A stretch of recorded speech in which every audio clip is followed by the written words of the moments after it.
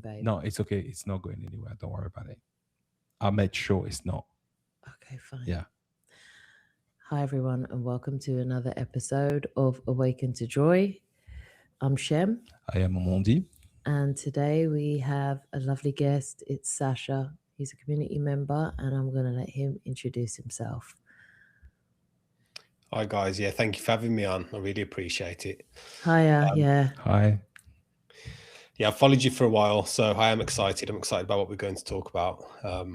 Just want to give you a quick introduction.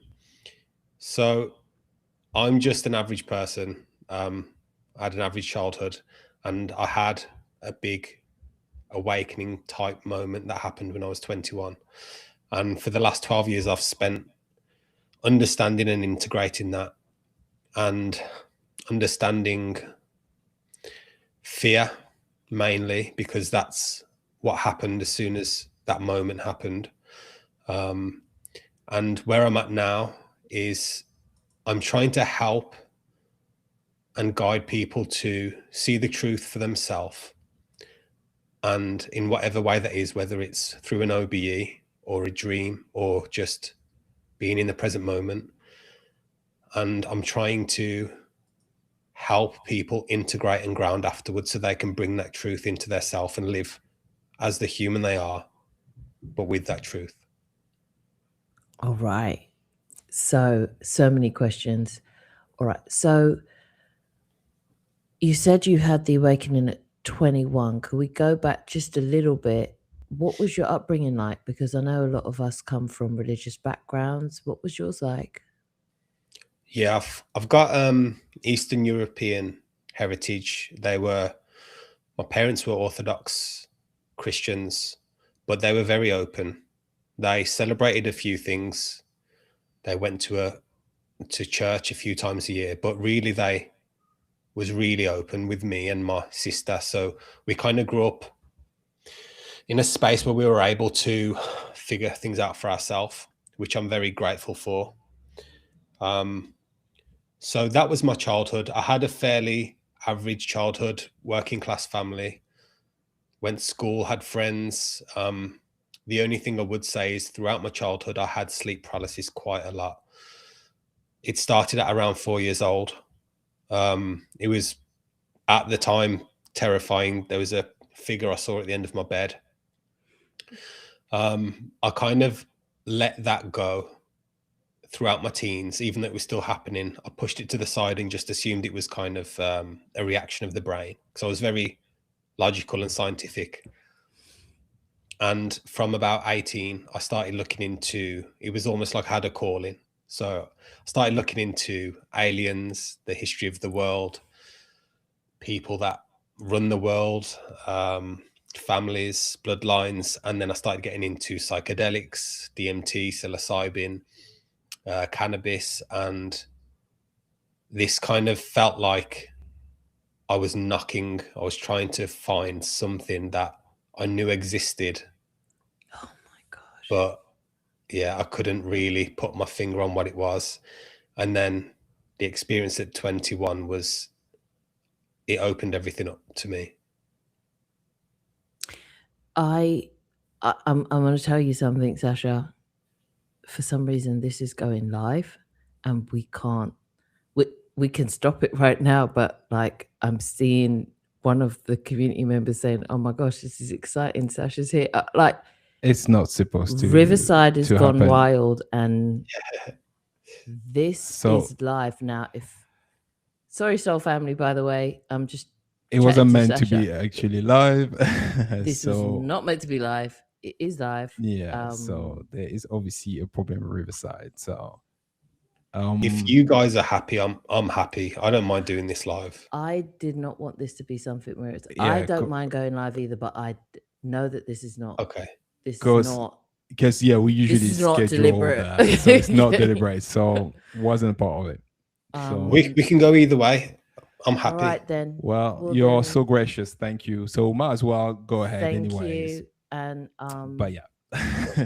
So the Thank community you, is Sasha. here. This Thank you, is- Sasha. Yeah. this is the first time, guys. So yeah, Okay. well, that's a premiere. Well, welcome. I won't pick my nose and burp.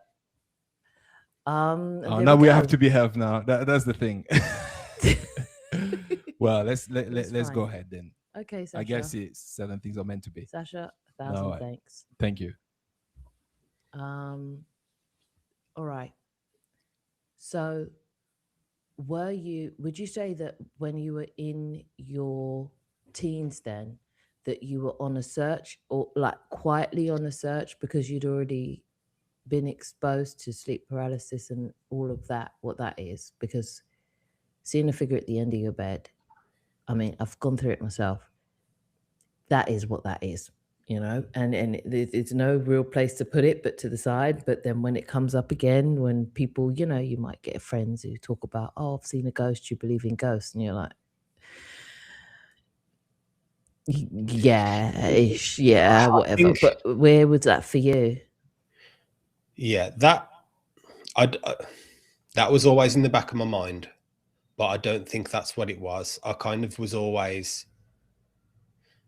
I felt like I was always analyzing more than my friends and my family. I'd watch how people reacted, why they said things in a certain way. I was always overanalyzing and overthinking, and I'd have to dissect kind of, if someone said something to me, I'd have to get to the bottom of what they really meant without listening to their words. So I did this not just with people and words, but with life. So I do think it's just something within me that was trying to burst out or burst in, or just find what deep down I wanted. Yeah. Absolutely. You know, you say these things and I'm just like, oh gosh, I was going through the same thing. I was doing the same thing. So I get it. I really do. I do resonate with analyzing everything. That used to be a huge issue for me. And it kind of like, because on your channel, what you talk about, I can see that. I can see that also, that is an ability to be able to unfold everything. Can be difficult at times. I'm sure you've been through difficult time where you're like, why don't you guys understand what I'm saying? Because that was that for me. To the point that part of me having OCD at some point was directly linked to that, or it felt that way. So so how did you deal with that? Like being like going down the rabbit hole, let's say, because for me that was pretty much of an issue, causing communication problem as well for me personally. I don't know if you had the same experience when it comes to that, as a result of always wanting to know more and the why question never finishing, like it's never ending question. I find it quite challenging to deal with. Yeah, you're in your head constantly. I think it made me comfortable with being, this isn't depressing, but it made me comfortable with being alone. And that doesn't mean I can be around everyone. It doesn't mean I'm in a depressed state. But when no one thinks the way you think, and you see things, you can be in a crowd, for example, and someone will say something and you see what they mean and no one else sees it. That's lonely. Because if you speak up, you're looked at in a certain way. So you have to keep that to yourself. Yeah. This is the second time you guys have spoken. You made me emotional. You're getting right to the core of things. But yeah, so I'd say it's lonely, but I think it was necessary because it helped with me in general, with my life and with what happened at 21 as well. When you put it like that, I literally was back at high school, seeing things play out, just general day-to-day bits, and been like, how many times did I just not say anything, though I knew exactly what was going on with everybody? But if I'd said something in that moment, I'd have been the weird one, to the point where everyone would have been like, you can't say that. I get you. I feel you. This actually leads me to ask you about you, OBE, one of the experience you've shared already. Because I'm convinced, and again, that's my own opinion, that the way you are, the way you've been, like this, incessant need to find out the truth and really like dig deep, has actually a lot to see with the type of experience you had. And I find it fascinating, like that experience. So could you share it with the community again?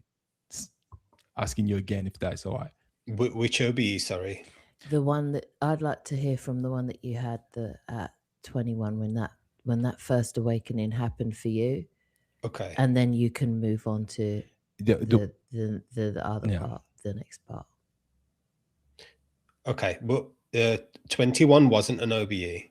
Go on. 21. Okay. So firstly, I want to say that what I know now is that trying to find answers, constantly going through your mind looking for something, actually stops you from finding what's there. So I do think that it was given to me because I had to find out, and because I searched so deep, it was given to me in a very specific way. So I went away with my friends, and not knowing what mushrooms were, I took some mushrooms. There were 6 of us, and no one had what I had. It wasn't just a glimpse. It was a full-blown, infinite expansion into awareness, into myself. It's hard to, I'll use all these words. It doesn't make sense. It won't articulate it for what it is. So I took some mushrooms at 21, and yeah, I don't know how deep you want me to go through this. I can go through start to finish, or I can just give you just up to where you're comfortable, and no place further than that. It's up to you. We've got the time. Yeah. All right. Okay. I was just made aware of myself. That's probably the best way I can put it. I was made aware of myself. But when you do it through OBEs, when you experience this through OBEs, or through a near-death experience, or through dreams, or through presence, you can kind of do it. What I've found, this is my experience, in stages where you can taste bits and then integrate. But this wasn't. This was going from 0 to 100. This was a complete annihilation of my identity. This was me disappearing into nothingness.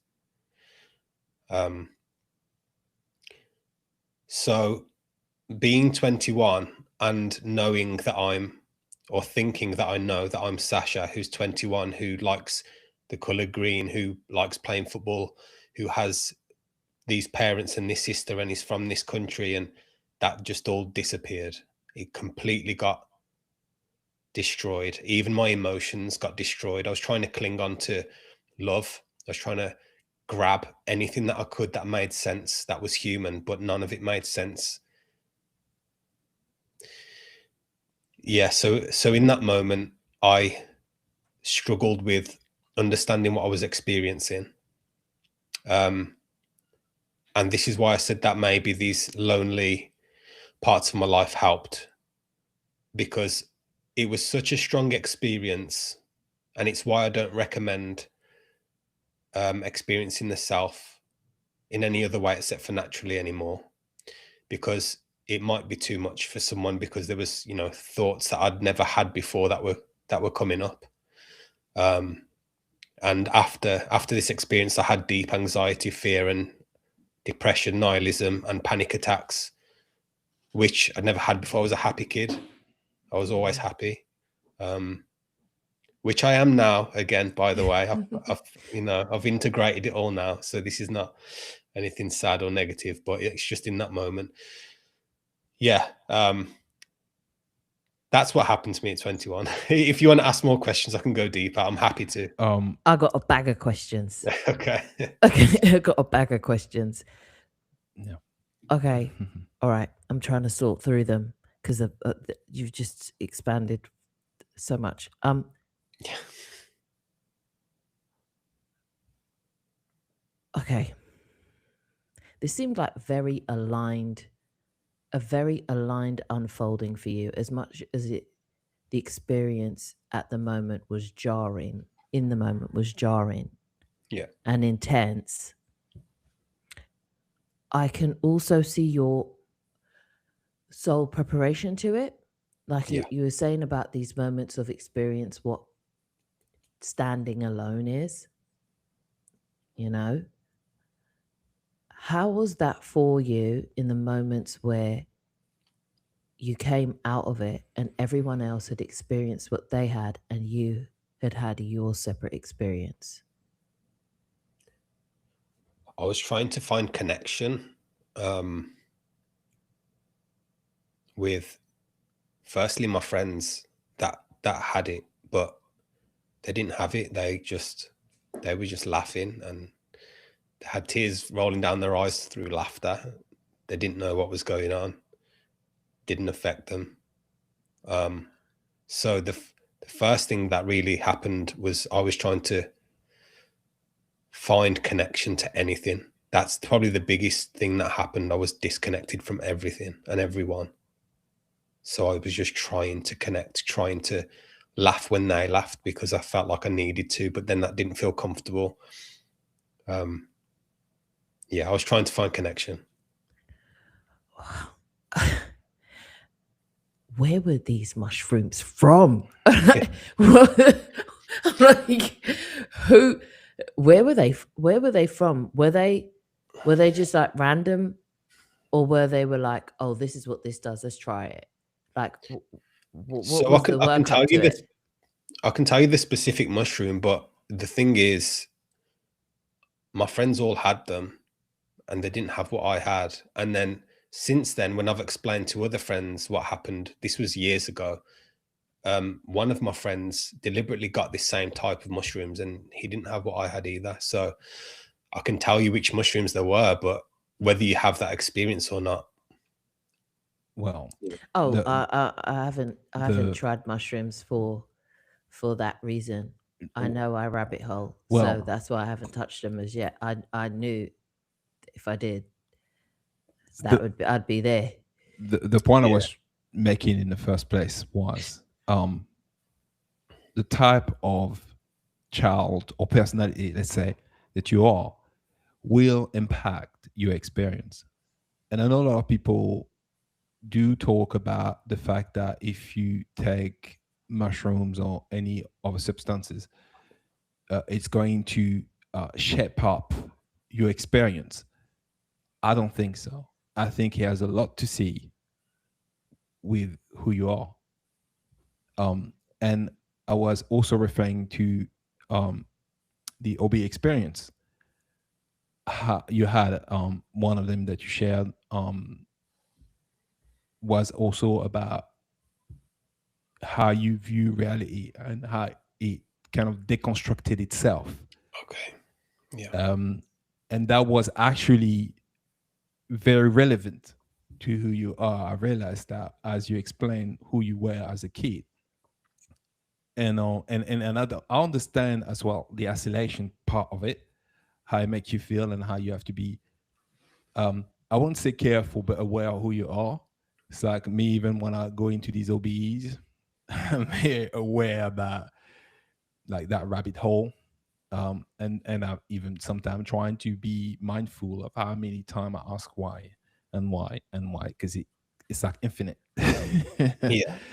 So it's nice that you are explaining these experiences the way it is. And I think that the fact that you also saying that you tried it, but your friend tried it as well, and nothing happened to them, which shows you the particularity of each experiences as well, and how you may have one simple OB experience. It doesn't make it more or less. It just makes it different. Yeah. There was one. I did miss out one thing, and it is important. There was one friend that had. I think he experienced something similar, but he did not want to know it. He did not want to dissect it. He did not want to understand it. He was just trying to be normal in the moment, not quote unquote normal in the moment. But there was a point where me and him communicated telepathically. I looked at him to ask him a question, and he looked at me and answered the question, and we didn't exchange words. And that didn't just happen once. That happened on and off for about an hour. And after, it's weird because I say after they wore off, but nothing wears off because it's always here. But let's just say after they wore off, I asked him about that. And I said, did we speak telepathically? He was like, yeah. He said, I remember it. So that was interesting. Which is confirmation for you. And I know we have these experiences and we're supposed to stand in our truth about them, but confirmation can help when it's about matters of awareness. So I can see how that could help. And I also understand, and I've got a lot of compassion for your friend just being like, nope, I just want to fit in. Because like what you said, there is a aloneness about owning that side of yourself where you're just like, this is my knowing and this is what I see and I can't unsee it. Yeah. And the way that I am as well, he doesn't dissect everything. I have to get to the core of everything. I have to understand it. I have to integrate it. And he's now living. I have two friends now that are living the way they've always lived, but they do have, like, I see it, they have fear in the background. They have anxiety.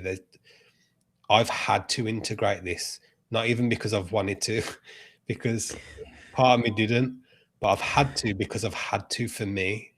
I knew that I saw what I saw. I felt what I felt. And I couldn't live honestly and truthfully as me without understanding it. I see you. Yeah, I understand. Yeah. Can we talk about your other experience then? We're going to get a little bit more technical, I would say. It's like if you can describe how you came out of your body and how was it for you? Did you have sleep paralysis or was it just during dream state? Yeah. Okay. I've had a few OBEs,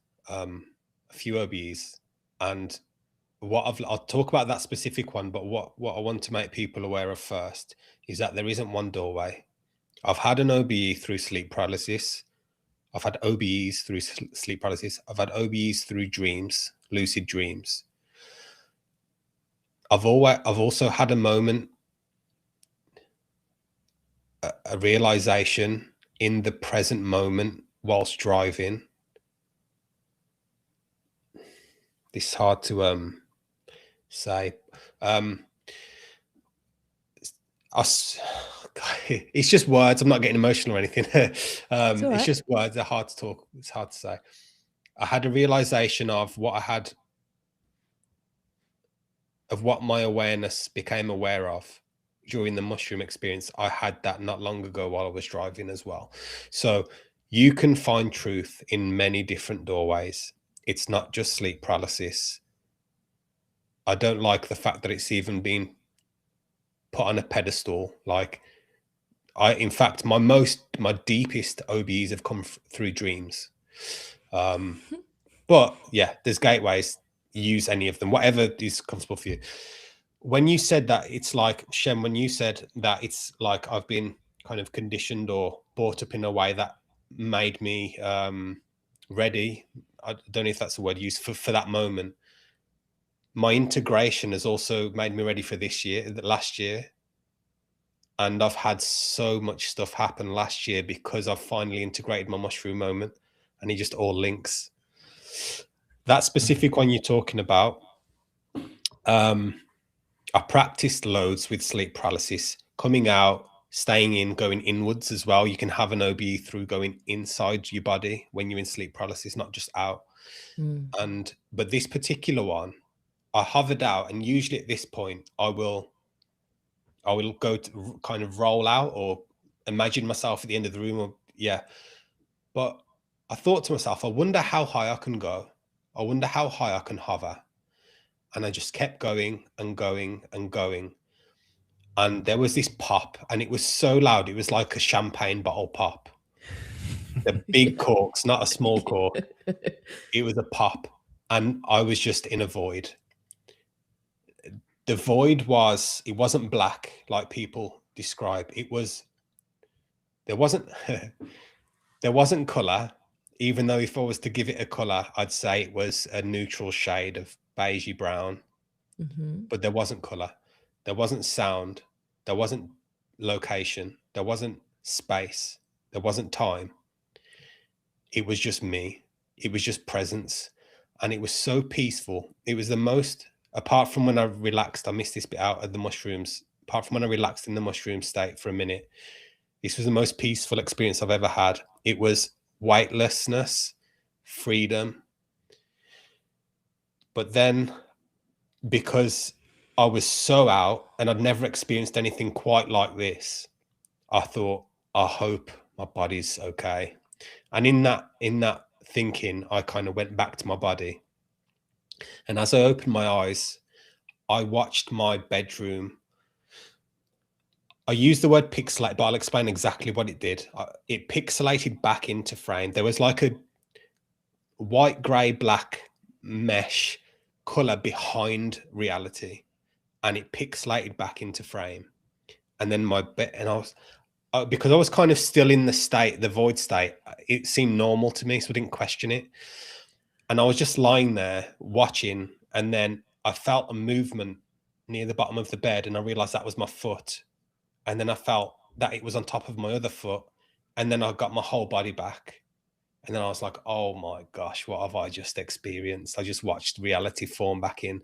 So now I've got this whole understanding of the mechanics of how this is projected in, and there's no actual space or distance between things. It's just the awareness observing a projection, and there's no actual movement. You're always in the same place. Getting deep with this. Sorry. No. If you see me chuckling like that, some of it's me just saying yes, like I'm vindicated, like I'm not the only one. Yeah, and then the other one's like, cool. There's a reason why we're asking you actually to explain that, because it's very interesting. But we'll get into it. Okay. See, sometimes. Oh, thanks. Sometimes I don't know what people want to hear, and I just think, I'm going to sound.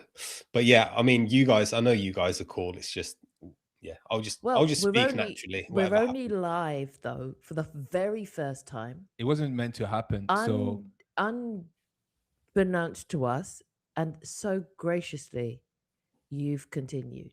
So just bring yourself, and don't worry that anybody is listening, and we'll just have a conversation. Okay. Yeah. I want to explain exactly, because I like giving people the best articulation that I can. So I want to explain exactly how reality pixelated back. You know, when you put a lighter on a piece of paper and it burns, it did that inwards, but there was no burn. That's the best way I can explain it. When you're saying inwards, are you saying like the reverse of it, so that's how the thing appeared instead of disappeared when it burns? That's how it appeared back. Yeah, there was kind of a hole in reality as I opened my eyes, and that hole was closing in, and the curtains and radiator and wall was starting to form. But the way it was closing in and forming was like the reverse of burning paper. You know what? the reason why you had that experience, I think, is because of you previous understanding. Period. So, and the reason why it's important because it goes over people's head a lot. Like, what's this reality? This holographic reality, really. Because I had AIWS, basically, long story short, the shape of your reality is changing, time slowing down, speed up, and all of that stuff. It's what people, and there's many people experiencing this, but it's not talked about. But one day people will get what this is. But it's wonderful. So yeah, continue with the details, because I think a lot of people going to be very, very not alone, interested to know more and to compare their own experience, because I think a lot of people are really going through that, even though it feels very lonely when it's you going through it. But yeah, go ahead. Yeah, in terms of details, that there's not much more to that experience, but what I got from that was, like I said, I understood this whole past year has been me. What I'm being shown is the mechanics. That's what I'm getting, the mechanics of myself and reality and how it all works. And that's what I'm getting at now. And so that showed me that this is some kind of projection. I don't know how I've got an idea of how it's projected. Just as you would close your eyes and imagine a landscape, maybe that's what's happening here. But yeah, so this is some kind of projection, and that's what I got from it. And I understood, because in the mushroom experience, when I knew there wasn't time, space, or direction, which is the same as space, I guess, I didn't understand why. I knew that was reality and truth, but I didn't know why. And now, after seeing that, I know why, because there is no true movement if everything is just here and now and everywhere. There can't be movement. The only way that you can perceive movement is if you project a way to have a form to move within that projection. Yeah, makes sense. You nailed that one. You nailed it. Yeah. Yep. However, that's literally, made total sense. I want to mention something though. Yeah. Because many of us, specifically when you're out of your body and you come back into your body, and your body has its own thing going on. Like, that's why a lot of people refer to it as the meat suit. I mean, in the community, of course. So it comes with its attribute, traits, if you will, and exactly the same person in and out, for the most part. Specifically, I think if you're really, really out of your body, the notions of all the notions you have within the body are the same. But there's something that was really relevant, is the fact that you say, I knew. A lot of people will let their mind override this experience and say, you're making that up. Stop taking mushroom. Like, that will be the end of it. But somewhat you couldn't let it go. That had to be something you like anchor yourself to that experience and needed to know more. In your opinion, what made you say, I know it's true? Yeah, I love getting asked this question. The answer is, once you experience infinity, you understand something, you know something. And what you understand is what words do. And what words do is they label and box everything that they can label and box. But when you experience even death, we have a name for it. It's a thing. It's in a box. Okay, that's death now. We'll put that to the side. That's what that does. You cease to be. When you experience infinity, you realize that words can't put it in a box. It can't be limited. And when you experience infinity, you know that there's no beginning and end, because you are literally experiencing an experience without a beginning and end. And I can't, it's so hard to explain like how I know, but it's just that, it's that you can't put it into words. It's ineffable. This is why when people talk about truth, there is a truth, but you have to be very careful with claiming that you know the truth. Because as soon as you claim you know the truth, you have put infinity in a box. And you can't do that. The only truth that there is can't be explained, truly. Can I do a little tiny experiment thing? Go for it. Sure, go ahead. Yeah. There's a way to know the truth, right? And everyone can do this. And it's to ask yourself honestly, what do you know for 100% that is true, right? Because even if you say death, like, do you really know that's true? Especially with NDEs and OBEs and what people say now. Okay, so you put that one to the side. So what do you know that's true? The only thing that anyone can say for certain that is true is that right here, right now, in this moment, you are aware. Is the only thing that you can say that's true. The now. You can say also, and this is another truth, but it's not absolute. Another truth is we are experiencing. Yes, we are. This experience is true. It is a type of truth. But what is it that's experiencing? And then the rabbit hole. Yeah. Well, Yeah. it's actually reminding me of a conversation I had. I mean, actually, we had together.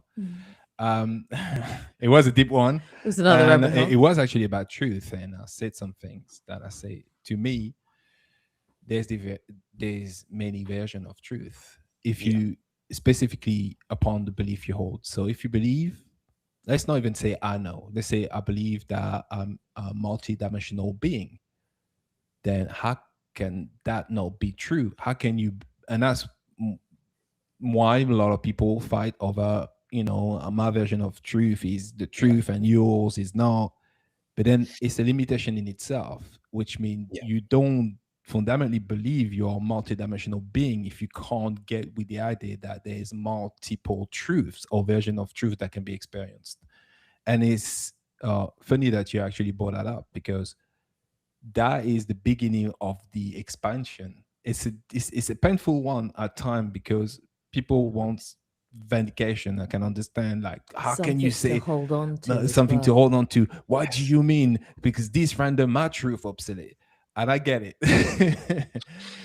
But yeah, and I think you beautifully explained that the only things you can be true is your awareness. Is the now. Is you realizing, you self-realization, I guess. But yeah. Are you guys okay with me going this deep? I didn't expect to go this deep. Oh, we didn't even expect to go live, so okay. I'm on board. I'm on the dinghy with you. If there's anything, just let me know. You too. No, it's okay. It will not be painful for me. I can only speak for me. Now, I hope it's not painful for others. It's just something needs to be said. For that, but let me add. You know what I mean? Okay, fine. Yeah, I can't hope for that. Let me add something to this, because I've had 12 years to integrate this, right? I went through the pain and the trauma and the depression and the nihilism. I went through all that. So I can see what you're saying. Some people, for the first time, might hear me and be like, what is he talking about? And it could hit. But let me just say this. And when there's multiple truths, yes, there are loads of multiple truths, but that's on a human level. And when you say we are multidimensional beings, yes, we are. But again, you're putting words around the infinite. So you're trying to describe something. So that's what I mean by there are loads of truths. And when I speak to my group, I've got a private group. When I speak to them, I say, take what resonates and leave what doesn't. And that's your truth. As a human, that's your truth while you're in this experience. So I just want everyone who will see this to be made aware that I've integrated all of this, and there is only one thing and that's it forever, and it's dark, and it's not that. There is one thing, but that one thing, and again, this is a human level Experience, way of saying it. There is one thing, but that one thing is expressing itself infinitely. And even though that one thing is infinite, expression itself is potentially infinite. So it will never end. Your experience will never end. You will always experience, because there is an infinite potential of experience. So if you are not ready to accept what I've kind of said, I want you to also know that there's nothing to lose. The reason why people hear what I say and get scared is because of how much they are identified with their human self, and how much it's not even them. It's not them that's identified. It's their mind. This is the big thing about the mind. People don't understand how much the mind runs their life. Like, it is all about the mind. When people search and search and search, it's actually the mind trying to label. That's all that's happening. And an experience of yourself, or void, or God, or source, whatever you want to call it, all that is stripping the labels. So you haven't lost anything. You've just quietened the mind. That's literally all that happens. And I want to make this clear. You might be scared in this moment listening to what I'm saying, but that is not you, the true you that is actually scared. It's your mind. So after this experience, you will not be scared. You will not be scared. You can't be scared. Fear does not exist, except for in the human mind. That was a very compassionate explanation for those who may feel that way, because it is, and I've seen it happen with other subjects that are close to this, but not as on the head, as plain and simple as this. But that is a great explanation as to that inner struggle, as to why we kick back, why we get offended, why we cling to narratives, why we experience fear, how we do. And like Omondi was talking about, some people refer to it as the meat suit. It's the mind is part of the vessel, and it has its own thing to do.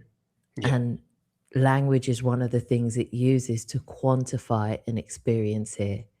Yeah. For the sake of the experience here. Yeah, absolutely. So it's understood. Also, you said it really clearly. It was, you need the mind to be able to integrate that experience, or else it wouldn't be possible for you to do that as a human. However, that being said, then we can touch on some things that I know people may not be willing to do yet, but I think it's important, is the notion of love in all of this. Yeah.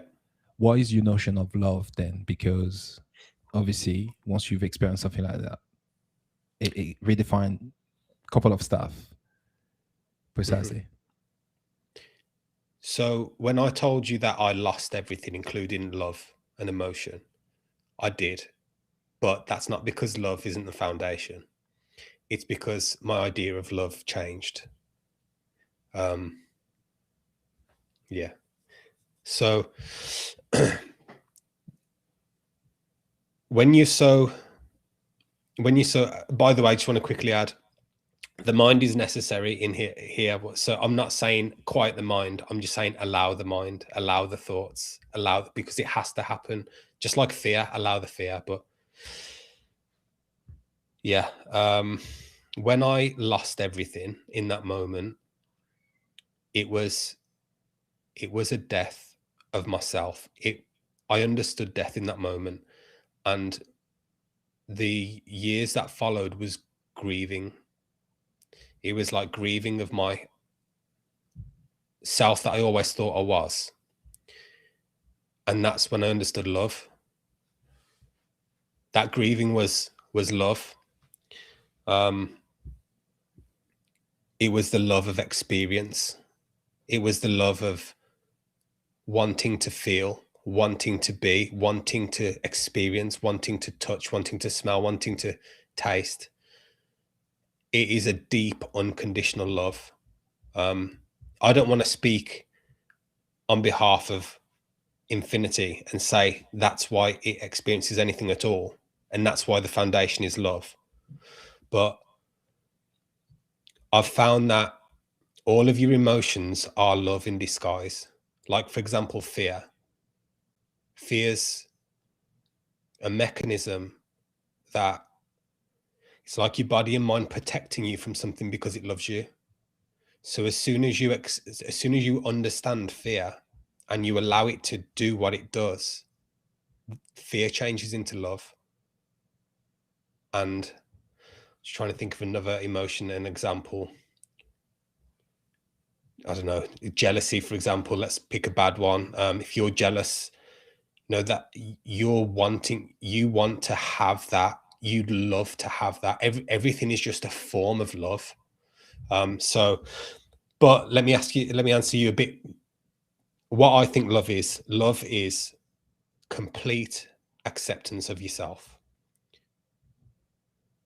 Because once you completely accept yourself fully and wholly for you, it radiates.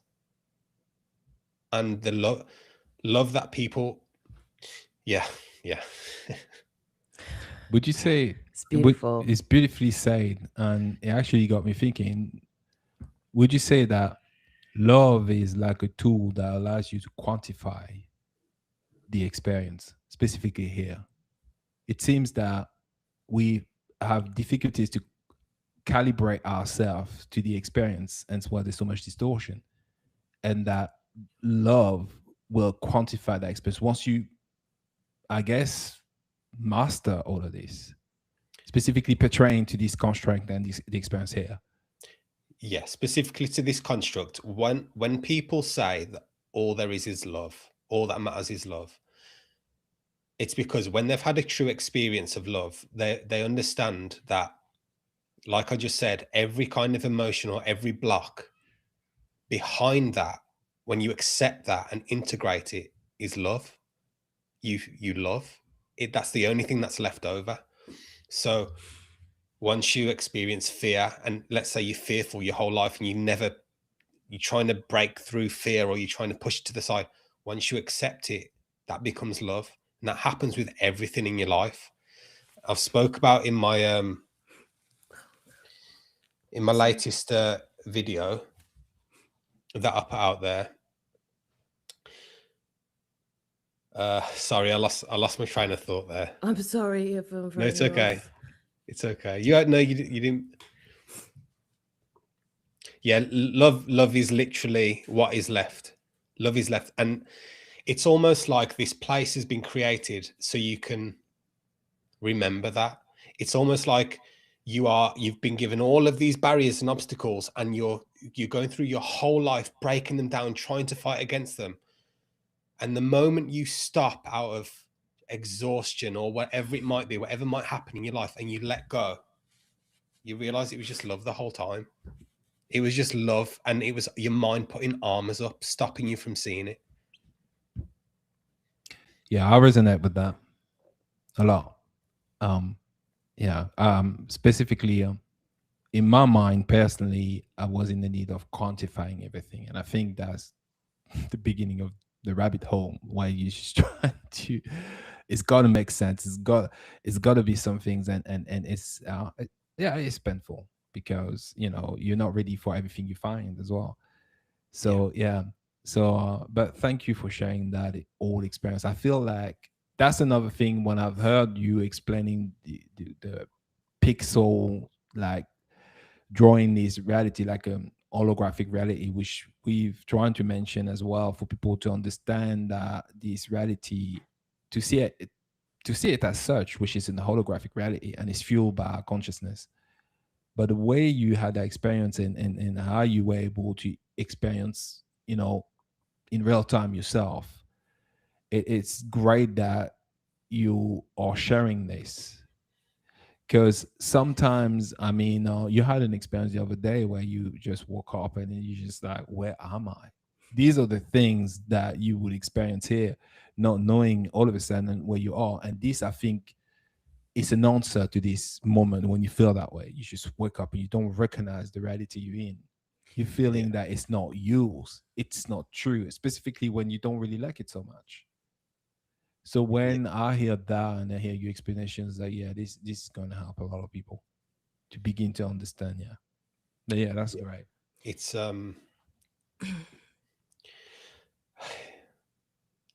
it's people, it's this. I've said it so many times. Give yourself a break. So many people need to hear just those words. Give yourself a break. Accept yourself. Accept the bad thoughts and the bad things and the past, and accept it all. Because once you do, you'll see that it's all just love. It's all just, we're just here for the expression, to remember. We're here to remember who we are, and that is like pure awareness that expresses in love.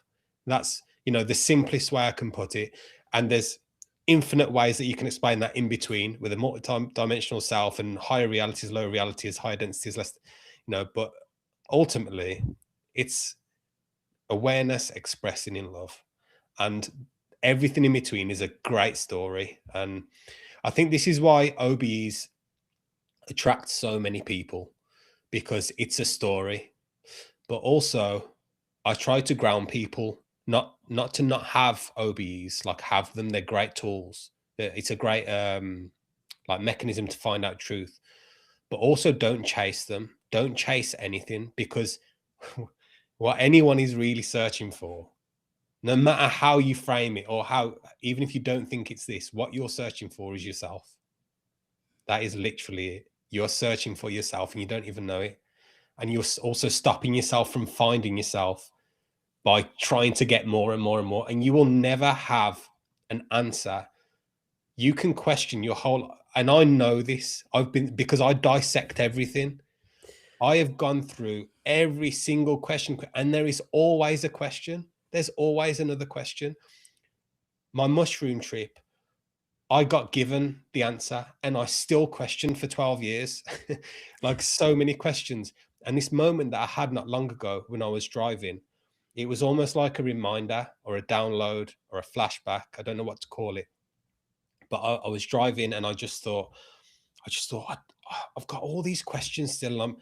And I also think I don't want to have the answer to everything, but I've got all these questions. And I just, in the moment, I kind of gave up. And I've never spoke about this. I haven't told anyone this, but I had to pull over. I cried for 30 minutes straight because of the realization I had. Because once I gave up on the search, I saw it again. And I was like, oh, it's this moment. I was looking at grey clouds for 30 minutes, like not moving. So, yeah, I'm getting a bit emotional as well. So we can move on if you want. No, I'm joking. I was thinking about the driving part, and I've been having blackout. Like I just drove, and I remember I drove. That's things been happening a lot to me, specifically when I used to drive our kids to school. I used to. It's almost as if this put you. Well, it's me put me in a trance. So I had to watch out. I couldn't remember the journey back. It used to happen all the time. So when you actually speak of this experience while you were driving, I cannot know where it's coming from and why it actually took place. And specifically when you get to the mundane part of life and then you get used to certain things and you stop overthinking, you just numb to it. That was a part where my mind wasn't racing. I was just driving and didn't remember the drive.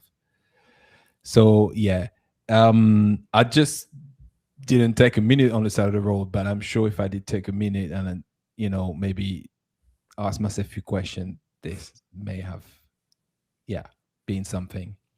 So I understand what you're saying when it comes to that. And also the part where you're talking about you're not your mind. I know you got a video about that explaining, on your channel, the importance of that.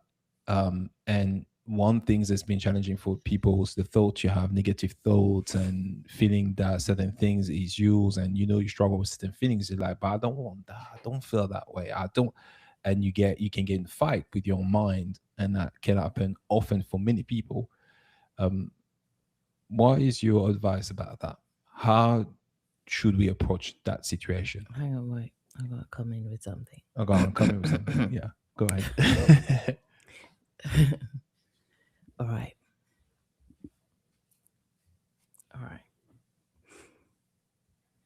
Everything that you've just explained very eloquently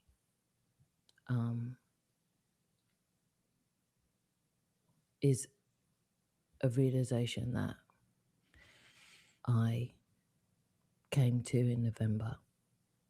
And when you speak about pulling over and just crying straight for half an hour, that was me this November. Just getting to the point where you just give up, exhaust every line of questioning until all that is left is love.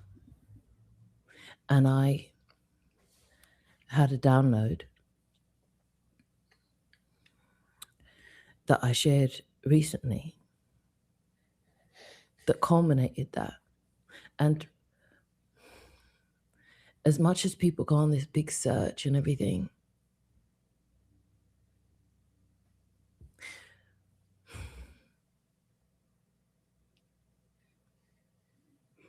that is all it comes down to. You're okay. You're okay just as you are. You're okay just in the moment. Everything is fine because of that. Because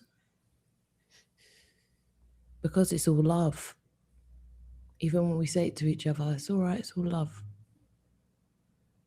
How that hits different now with my whole experience of this was you put it together so beautifully. You said it so lovely. So thank you for sharing that, because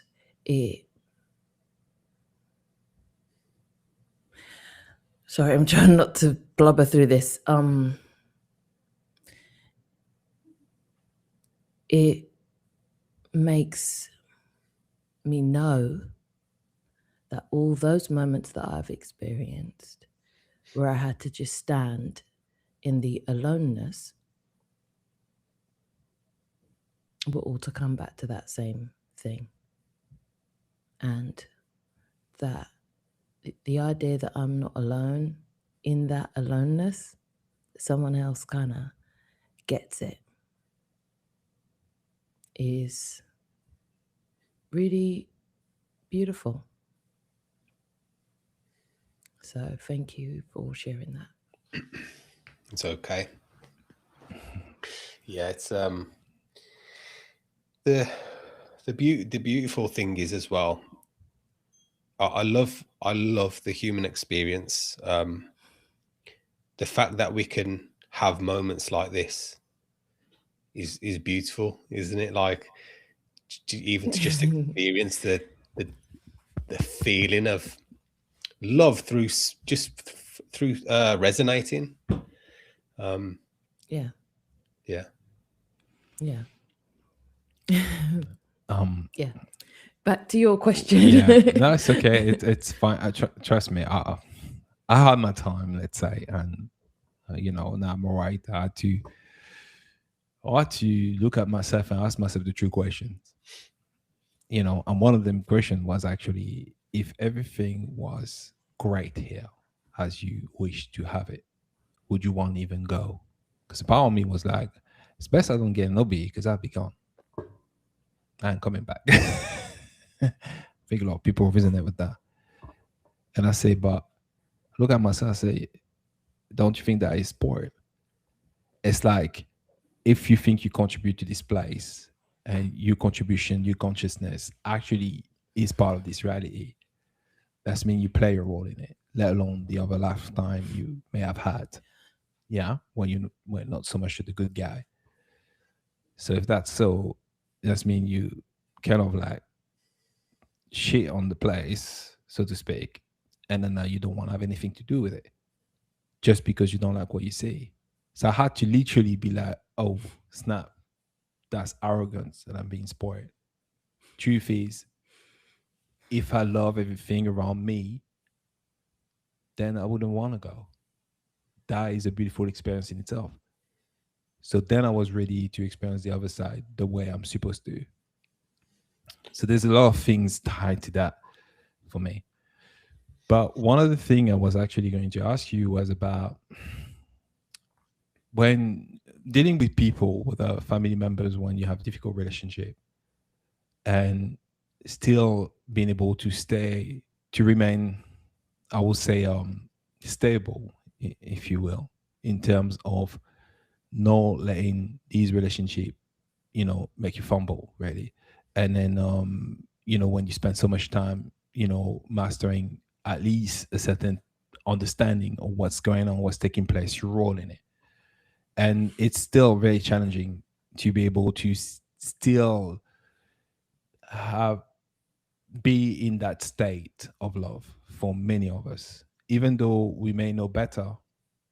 But the mind is the mind, and we don't always do the right thing, or feel we're doing the right thing according to that situation.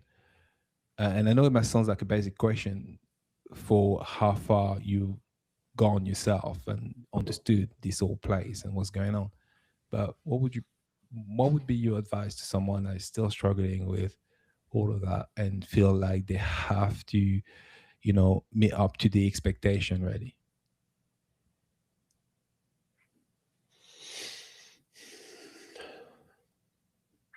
I feel like there's two parts.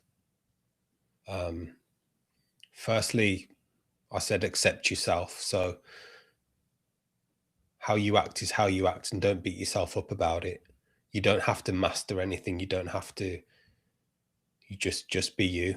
But then another part of that is,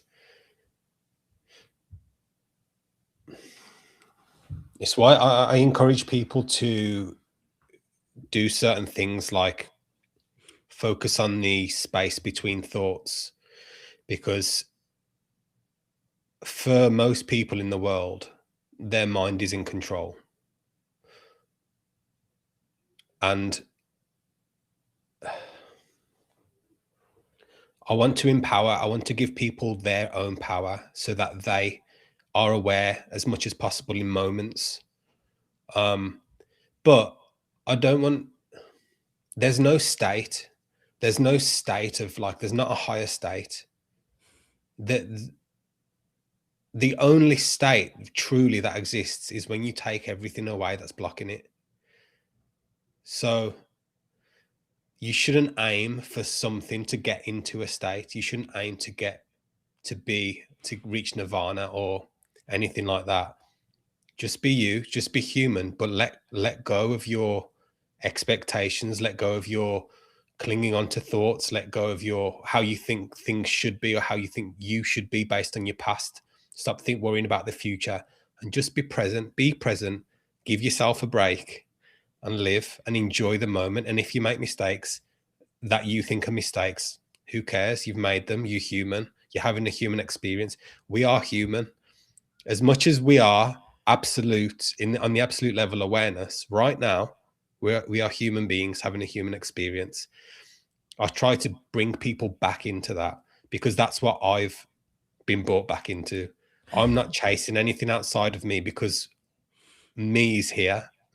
I'm here. I'm not anywhere else besides here right now. So, yeah. Understood.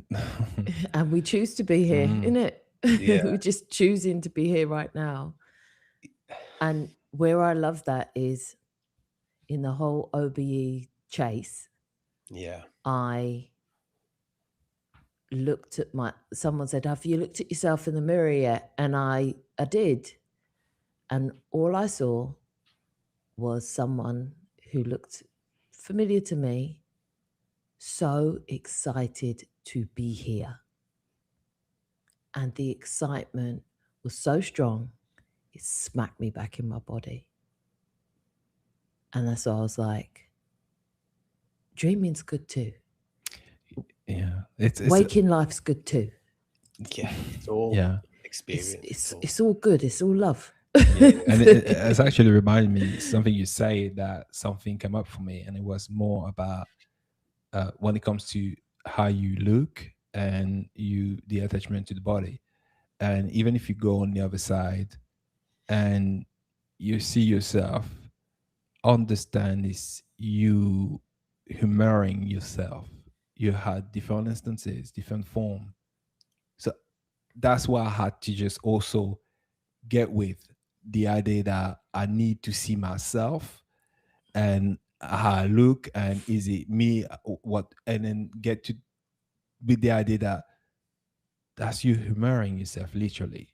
It's almost The you know, identity. like a joke you're doing to yourself. You're amusing yourself, really. Yeah, It's not that important. And yeah, and even sometimes, time to time, when when life is laughing, you forget about these things that happen as well, where you just get caught up in these things, and you have to remind yourself, hey, or not. no, And sometimes that's okay. you do. When you get too caught up, it can range from worrying because you put on when weight, you worry. and you're like, oh my gosh, I've got and not be so caught up in it, and learn how to let go. These are a lot of things I had to do myself. So when you describe it, like, really, Sasha, when you actually describe it, it's going to resonate from because not everyone has experienced what you've experienced, but at least being able to bring it back to her human understanding does help a lot. Yeah. And that's what you did. Yeah. I'm glad. That's one of my that's one of the things I try to do, articulate as human as possible for the average person, because I'm an average person. Like I said, I grew up in an average household, working class family, so I'm not the most articulate, but it's my like wording and articulation has matured because it's kind of had to, because I've had to understand all this. So I have, but yeah, I feel like I try at least to explain as much as possible, but I don't want to I'm not trying to push people away from having OBEs, because I am for them. But what I'd say is just let go of the expectation to have one, let go of the need to have one, because I'll tell you something again, another exclusive for you guys. I've had sleep paralysis my whole life, to the point where I can say I mastered getting into it, not getting out of it, coming out, but getting into it. I got in it almost 100% of the time that I wanted to. Since I've been doing what I've been doing with my YouTube, and I've been talking about it, I noticed myself slip into almost a teacher mode, and I've got the answers mode. My mind was doing it, and I didn't know at the time. And what happened was, I thought, I'm going to get in sleep paralysis tonight. And what I've done for 10 years, that's always got me in sleep paralysis, stopped working. I thought, that's strange. I tried the next night. I even teach don't try. I tried again the next night. Didn't work. Tried for 4 nights, didn't work. And I was kind of embarrassed, because I thought, how can I tell people I've mastered getting in sleep paralysis and now I can't do it? And I'd get what would happen was, I'd get the tingles, I'd get the slight movement of the body, the subtle body, the hovering.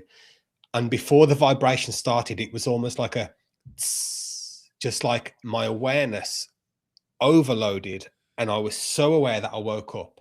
That happened 4 times in a row. And I thought this was really strange. So I let go of everything. I let go of trying to teach. I still spoke to my group. Me and my group, private group, are really close. So we're on a level there, but I've gone away from trying to teach, trying to give answers. And I just wanted to kind of meditate on what was going on. And then I realized my mind was subtly taking over. So I was like, okay, back to basics. be here now, let go, don't try. That night, I had like 7 OBEs in a row. I was in and out. I was in and out of sleep paralysis, like, and it was a bit of my dog's fault because it was moving and I heard it and I'd get pulled back and then I'd go back in sleep paralysis, back out. And I was like, what? How has this happened? And I knew how it happened. It's because I let go. But this is what I'm saying. I'm not against having OBEs, but trying to have an OBE or chasing an OBE defeats the kind of way to remembrance. Have one. Yeah. Yeah. Because they are good for remembering in like in certain ways. You can experience that you're more than the physical body, but yeah, just wanted to say that. You know what resonates. I second that, because the first time I actually, and I'm gonna say that like that, I'm gonna say this like that, acknowledge that I came out, because I'm very like brainiac and detail artist and stuff like that, so I get into it like the rabbit hole, like you you do. And I needed like, okay. And that day I didn't have much expectation. I say, oh, don't care, well, we'll see what happened. Just came out, didn't have sleep paralysis, anything like that. And there's a reason I now find out, there's a reason why I don't really experience sleep paralysis, but that I was trying to talk a little bit about it so people can understand a bit more about who they are. We're all different anyways. And like you mentioned, there's many ways. But then as soon as I died, it was easy to come out of my body. I wanted to recreate it every single time. And that created a block. I didn't want to acknowledge. And talking to Shem, she's really good like that. She just sent me back to a few experiences that I had. And she kind of, I'm not going to say forced, but she kind of encouraged me to acknowledge these experiences as me having an OBE. So there's type of things that, because I didn't leave the body the way I did, I was like refusing to acknowledge them as authentic OBEs. Yeah. So I had to do that. And then I had to calm myself down a lot and accept that I can also do it through dream state, which again was another thing in that. So when you saying your mind will trying to kick in and trying to say, all right, I'm in charge now, it's real. That is real. And quickly, I mean, for me, it's because I used to sleepwalk a lot, which is the absence of sleep paralysis, period. So I already knew that if you try to pin me to the bed and hope that I'm moving, that's not going to happen. That's just not how my body is made, function, period. And I never did. To the point people used to be worried back in the day because of that. So it resonates a lot when you say that, and trying to just let go, stop trying to control everything and be in the need and be desperate to have an OBE, because this is ultimately not really going to work. So yeah. Letting go is a big one. Letting go is a big one. Yeah. Thank you for sharing that with us. I see we're over an hour, and I know that you've been gracious enough to even do this sporadic, synchronistic. I don't know how it happened live for the first time on a Tuesday, like 17:17 on the clock right now. We're going to let you go. I know the chat is full. I haven't even began to read it, but for, I guess, anybody out there who's watching, thanks for being here. It was a first. Yeah. Thank you. Thank you, Sasha. Yeah, thank you. And I can tell you from what I've seen in the chat, you've got so much love going towards your way. Like really a lot. I to a point I closed it not to be too influenced by, because you tend to look at the chat, and we wanted to actually really have a conversation with you, because it wasn't planned that way.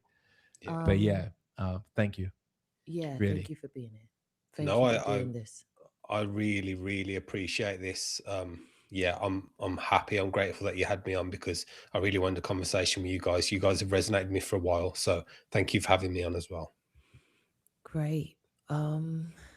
Okay, guys, this is a first. Well, we're not gonna forget the question that we usually ask.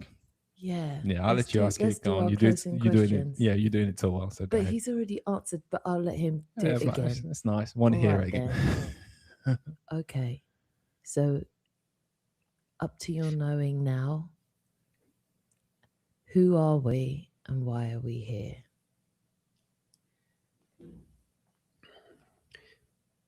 On an absolute level, we are awareness in expression, and we are here to experience contrast, remember who we are, and live as human beings from that knowing, so that we can be a light for others.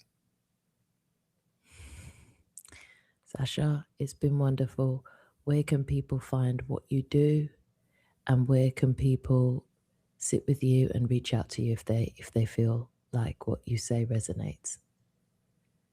I've got a YouTube channel. My videos are on there if you want to follow my videos. My deeper work with helping people experience truth and integrate after experiencing truth, and just general conversation, is on my Patreon. And you can find me there and speak to me directly there. Okay. We will leave all of Sasha's details in the description. This is a first. It's been very powerful for me on a personal level. And thank you for all of you souls out here joining into the conversation. Thanks, babe. Thanks, Sasha.